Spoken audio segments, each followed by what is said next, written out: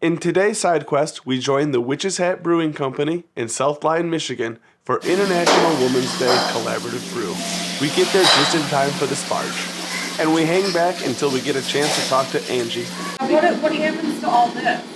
Well, that will eventually come out into the big giant bin, and our farmers will come pick it up. I was going to say, did they use it? Yeah. They're awesome. Yeah, They're fine. one farmer that uses them for cattle and one that uses them for sheep. And half, and then you can have Okay. half. Yes. You do them one at a time? You can if you want. I think I did more than half. No, you're fine. No. Don't put it So with the next hop edition not happening for another 45 minutes and the bottling line taking a break for lunch, we decided to talk to Angie a little bit about how she got into the brewing industry. Polly the Stone Clover.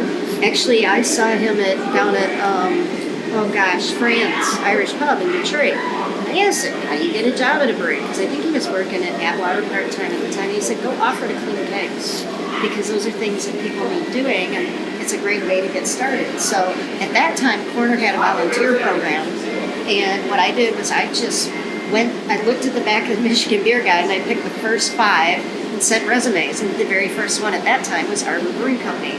So Matt Graff shot me an email and said, hey, give Danny Boy, the manager at Corner, a call, and he'll arrange you to come in and volunteer, and I did. The rest is history. That was almost 9 years ago now.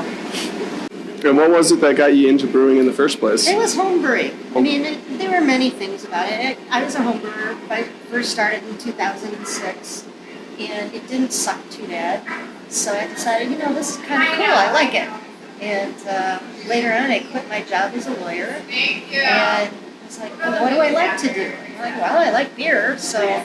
So what's your favorite kind of beer then? The one that's in front of me? It's good. No, I used to say it was barrel-aged beers were my favorites. I love Bell's, the Black Milk Stout. I love the Plead the Fifth Imperial barrel-aged beer from Dark Horse. And with that, it's already time to pitch the yeast.